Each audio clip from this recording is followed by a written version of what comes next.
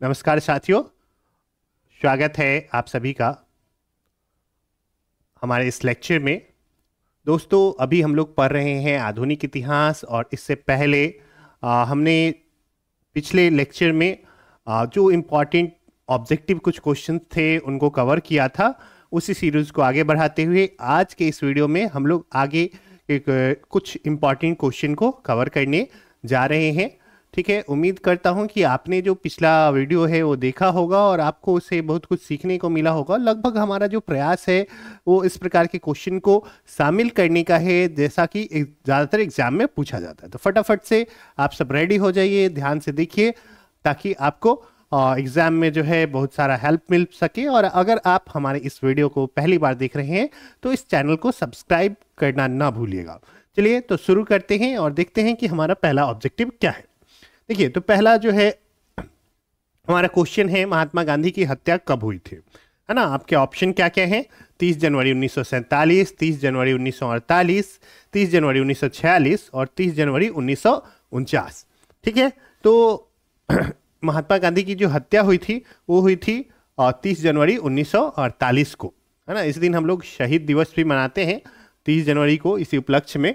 ठीक है, तो ये आपको याद रखना है, बहुत ही कॉमन क्वेश्चन है, आपको आना चाहिए। कई बार जो है ऐसे क्वेश्चंस शामिल कर लिए जाते हैं जो एक्सपेक्ट नहीं करते हैं लोग। कौन सा भारतीय स्वतंत्र भारत का पहला गवर्नर जनरल बना, है ना। हम लोग पिछले वीडियो में देखे थे कि जो पहला स्वतंत्र भारत का पहला गवर्नर जनरल कौन था, तो लॉर्ड माउंटबेटन, है ना। लेकिन अगर भारतीय अगर पूछा जाए, देखिए यहाँ पे क्या है, यहाँ पे कह रहा है भारतीय गवर्नर जनरल, है ना। तो इसमें कौन सा ऑप्शन हो जाएगा? सी राजगोपालाचारी, है ना, क्योंकि सी राजगोपालाचारी जो थे वो दूसरे गवर्नर जनरल थे, लेकिन प्रथम भारतीय गवर्नर जनरल थे, है ना। चलिए नेक्स्ट क्वेश्चन देखते हैं। कायदे आजम किसे कहा जाता है? मोहम्मद अली जिन्ना, भगत सिंह, महात्मा गांधी और जवाहरलाल नेहरू, है ना। तो इसमें मोहम्मद अली जिन्ना को कायदे आजम के नाम से संबोधित किया जाता है। अगला है, सरदार वल्लभ भाई पटेल को जाना जाता है।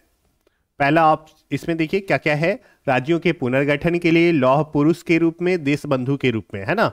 तो आपको पता होना चाहिए कि क्या क्या चीज के लिए जाना जाता है। तो राज्यों के पुनर्गठन में उनका बहुत बड़ा योगदान था, इसलिए उनको जाना जाता है। आपको ये भी पता होगा कि लौह पुरुष के रूप में भी जाना जाता है उनको, और देश बंधु के रूप में जाना जाता है कि नहीं, तो आपको पता होना चाहिए कि देश बंधु किसको कहा जाता है? चित्तरंजन दास को बोला जाता है ना, CR दास को।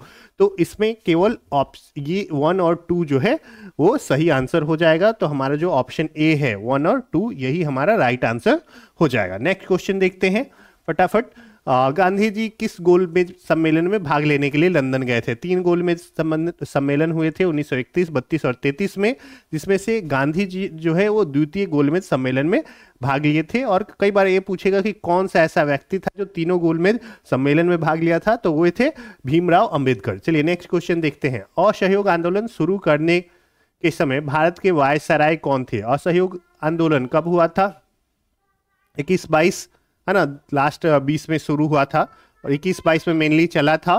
तो उसमें उस समय अगर आप देखिएगा वायसराय, तो इसके आसपास अगर आप ध्यान दें तो 1919 में आया था क्या? मॉन्टेग्यू चेम्सफोर्ड सुधार, है ना। मॉन्टेग्यू चेम्सफोर्ड सुधार आया था इस समय, है ना। भारत शासन अधिनियम 1919 और चेम्सफोर्ड सुधार, है ना। तो इसमें क्या होता है, अगर इस टाइप से जो जैसे मार्ले मिंटो सुधार 1909 में आया था, मॉन्टेग्यू चेम्सफोर्ड, तो पहला जो रहता है ये भारत सचिव का नाम रहता है ना। और दूसरा जो रहता है उस समय के वायसराय का नाम रहता है, ये वाला, है ना। तो 1919 में मॉन्टेग्यू चेम्सफोर्ड सुधार आया था। तो उस समय कौन थे? चेम्सफोर्ड जो थे वो क्या थे? वायसराय थे। तो असहयोग आंदोलन के समय वही रहे होंगे, इसके ज्यादा चांस है, तो वही थे एक्चुअल में। ठीक है, तो ऑप्शन डी जो है वो हमारा राइट आंसर हो जाएगा, है ना। असहयोग आंदोलन शुरू करने के समय भारत के वायसराय कौन थे? तो लॉर्ड चेम्सफोर्ड। चलिए नेक्स्ट क्वेश्चन देखते हैं। भारतीय स्वतंत्रता आंदोलन के दौरान चर्चित पुस्तक इंडिया फॉर इंडिपेंडेंस, है ना, इंडिया फॉर इंडियंस के लेखक थे, है ना। तो जवाहरलाल नेहरू, सरदार पटेल, मोतीलाल नेहरू और चित्तरंजन दास। 4 ऑप्शन है आपके पास, तो इसका जो राइट आंसर है वो है चित्तरंजन दास, है ना। इंडिया फॉर इंडिपेंडेंस के इंडियंस के लिए लेखक जो थे वो चित्तरंजन दास थे। अगला है पंजाब के भूतपूर्व lieutenant governor Michael O'Dwyer की हत्या किसने की, है ना। माइकल ओ डायर ही वो व्यक्ति था जिन्होंने क्या किया था, ऑर्डर दिया था जनरल डायर जो थे उनको गोली चलाने के लिए। तो इसका जो जालियांवाला बाग हत्याकांड हुआ उसका बदला लेने के लिए हमारे उधम सिंह जी पहुंच गए लंदन, है ना, और वहां पे वो जाके वहां उनका हत्या किए थे। तो इसका जो राइट आंसर है वो हो जाएगा क्या, उधम सिंह, है ना। माइकल ओ डायर की हत्या किसने की, उधम सिंह ने, ठीक है। साइमन कमीशन का भारत आगमन किस वर्ष हुआ, 1930, 1928, 1925, 1919, है ना। राइट आंसर क्या है, 1928, है ना। 1928 में एक्चुअल में हुआ क्या था कि हर 10 साल पे, जैसे 1919 में भारत शासन अधिनियम आया, तो ऐसा प्लान किया गया था कि हर 10 साल में क्या किया जाएगा, चेक किया जाएगा कि कैसा परफॉर्मेंस है। तो 10 साल अगर देखा जाए तो वो होता कब, 19 से 29 में, लेकिन ये थोड़ा पहले ही आ गया। 1928 में साइमन कमीशन का भारत आगमन हुआ, और इसके बारे में आपको पता होगा कि इसमें कोई भी भारतीय व्यक्ति नहीं था, इसलिए साइमन गो बैक के नारे से इसका स्वागत किया गया और काले झंडे दिखाए गए, ठीक है। भारतीय कम्युनिस्ट पार्टी का अस्तित्व किस वर्ष में आया, 1912, 1915, 1918, 1921। तो इसका राइट आंसर है 1921 में, है ना। आपको याद रखना है भारतीय कम्युनिस्ट पार्टी का अस्तित्व 1921 में आया अस्तित्व में। महात्मा गांधी के राजनीतिक गुरु थे मदन मोहन मालवीय, बाल गंगाधर तिलक, लाला लाजपत राय, गोपाल कृष्ण गोखले। इसका राइट आंसर है गोपाल कृष्ण गोखले, ठीक है। गोपाल कृष्ण गोखले जो थे वो उदारवादी प्रवृत्ति के थे, ये भी आपको पता होना चाहिए, है ना, उदारवादी नेता थे। अगले हैं सारे जहां से अच्छा हिंदुस्तान हमारा के रचनाकार कौन है, रविन्द्रनाथ टैगोर, इकबाल, रहमत अली, भगत सिंह। तो इसका राइट आंसर क्या है, इकबाल जो है ये इसके रचयिता हैं। अगला है दीन बंधु के नाम से कौन विख्यात है, जीएस खरपड़े, आचार्य नरेंद्र देव, चित्तरंजन दास, सीएफ एंड्रूज, है ना। इनको कहा जाता है, चित्तरंजन दास को बोला जाता है देश बंधु, है ना। आपको ये पता होना चाहिए, अंतर आपको पता होना, ये देश बंधु है और इनको सीएफ एंड्रूज को कहा जाता है दीन बंधु, ठीक है। तो इसका राइट आंसर कौन सा होगा, ऑप्शन डी जो है वो राइट आंसर हो जाएगा। नेक्स्ट क्वेश्चन लिखते हैं, माई एक्सपेरिमेंट विथ ट्रूथ, है ना, सत्य के साथ मेरा प्रयोग के रचनाकार कौन है। तो सत्य सबसे ज्यादा एक्सपर्ट, सबसे ज्यादा क्या, हमेशा सत्य बोलने वाले एक ही आदमी थे, महात्मा गांधी, है ना। और उनके बारे, बाकी लोगों के बारे में मैं नहीं जानता, इसलिए मैं इसके बारे में नहीं कुछ कमेंट करना चाहूँगा। फिर कौन से थे हमारे महात्मा गांधी जो थे, वो हमेशा सत्य बोलते थे। एक बार शायद उनके जीवन में उन्होंने एक बार झूठ बोला था, खैर वो हम लोग को अभी मतलब नहीं है। माई एक्सपेरिमेंट विथ ट्रूथ के रचनाकार जो है वो महात्मा गांधी हैं। चलिए नेक्स्ट है क्वेश्चन, क्रमानुसार व्यवस्थित करना है। साइमन कमीशन का भारत आगमन, असहयोग आंदोलन, Poona pact, Gandhi Irwin pact, ठीक है। तो आपको पता होगा सबसे पहले क्या हुआ था, इसमें असहयोग आंदोलन हुआ था 1921-22 में हुआ था, है ना। साइमन कमीशन कब आया था, 1928 में, अभी हमने देखा। पूना पैक्ट, गांधी इरविन समझौता हुआ था 1931 में, और ये शायद 1933 या 34 में हुआ था, है ना। एक बार इसको चेक कर लीजिएगा। तो इस अकॉर्डिंग क्या है हमारा जो पैटर्न हो जाएगा, सबसे पहले कौन है, सबसे पहले हमारा है 1921 वाला, 2 नंबर पहले आना चाहिए, और उसके बाद आना चाहिए 1 नंबर, उसके बाद आना चाहिए 4 नंबर, 2, 1, 4, और उसके बाद 3। ऑप्शन डी जो है हमारा सही हो जाएगा, ठीक है। चलिए नेक्स्ट क्वेश्चन है, दांडी यात्रा में गांधी जी ने कितनी दूरी तय करके नमक कानून का विरोध किया था, है ना। कब चला था, 12 मार्च को चले, 6 अप्रैल को पहुंचे थे, 78 अनुयायियों को साथ में लेके, है ना। कहाँ से, तो साबरमती से लेके दांडी तक की यात्रा उन्होंने की थी, और इसमें वो टोटल जो है कवर किए थे 385 किलोमीटर, ठीक है। हालांकि देखा जाए तो ऐसे क्वेश्चन नहीं पूछे जाने चाहिए, लेकिन अब एक्सपेक्टेशंस आप कुछ भी कह सकते हो, जैसा पैटर्न है हमारा, कोई भी कैसा भी क्वेश्चन पूछा जा सकता है अभी के हिसाब से, तो इसलिए आपको हर एक सिचुएशन के लिए रेडी रहना चाहिए। नेक्स्ट क्वेश्चन जो है हमारा, गांधी जी ने किस कानून को काला कानून कहा, रॉलेट एक्ट, मॉन्टेग्यू घोषणा, हंटर आयोग, कम्युनिवल अवार्ड। तो आपको पता है काला कानून कहा जाता है किसको, रॉलेट एक्ट को, है ना। 1919 में ये आया था, ठीक है, बिना वकील, बिना दलील और बिना वकील के, ठीक है। नेक्स्ट है, चंपारण सत्याग्रह के दौरान महात्मा गांधी के साथ कौन शामिल थे, है ना। बुलाया किन्होंने था, तो रामचंद्र शुक्ल के कहने पे वो आए थे, लेकिन यहाँ पे उनके साथ इस ऑप्शन में से चेक करना है, तो वल्लभ भाई पटेल और विनोबा भावे नहीं थे, जवाहरलाल नेहरू और राजेंद्र प्रसाद नहीं थे, है ना। जवाहरलाल नेहरू नहीं थे एक्चुअल में, राजेंद्र प्रसाद और अनुग्रह नारायण सिंह थे। तो ऑप्शन सी जो है वो हमारा राइट आंसर है, राजेंद्र प्रसाद व अनुग्रह नारायण सिंह, ये चंपारण सत्याग्रह के दौरान जो है महात्मा गांधी के साथ थे। चलिए नेक्स्ट क्वेश्चन देख लेते हैं, कौन आजाद हिंद फौज से संबंधित नहीं है? गुरदयाल सिंह ढिल्लो, शाहनवाज खां, जनरल मोहन सिंह, आरसी दत्त। ठीक है, तो इससे इसका जो राइट आंसर है वो है ऑप्शन डी, आरसी दत्त जो है इसमें शामिल नहीं है या संबंधित नहीं है। नेक्स्ट क्वेश्चन देखते हैं, स्वराज पार्टी की स्थापना किस वर्ष की गई?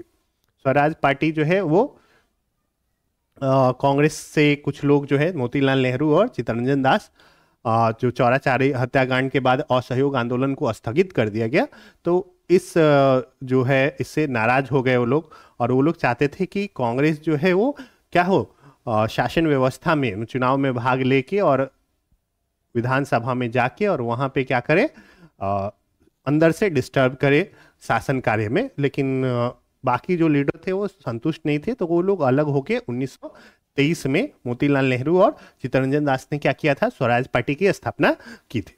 चलिए नेक्स्ट क्वेश्चन देखते हैं, कांग्रेस का प्रथम विभाजन 1907 के सूरत अधिवेशन में हुआ था, इसमें दूसरा विभाजन कब हुआ, है ना। दूसरा बार जो है सुरेंद्र नाथ बैनर्जी ये लोग जो थे फिर से कांग्रेस से कुछ असंतुष्ट थे और उन्होंने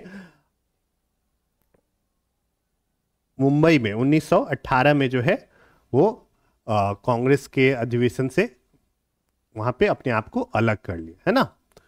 तो चलिए नेक्स्ट क्वेश्चन है, देख लेते हैं, किस लोकप्रिय नाम लाल कुर्ती के रूप में जाना जाता है? अच्छा, किसे होना चाहिए? लोकप्रिय नाम लाल कुर्ती के नाम रूप से जाना जाता है। ऑप्शन है, कांग्रेस समाजवादियों को, आजाद हिंद फौज के सदस्यों को, खुदाई खिदमतगारों को, रानी गौडिन्यू द्वारा नीत लोगों को। तो इसका जो राइट आंसर है वो है खुदाई खिदमतगारों को, है ना। ये जो थे आपको पता होगा सीमांत गांधी के नाम से जाने जाते थे, क्या एग्जैक्टली मेरे दिमाग में नहीं आ रहा है उनका नाम।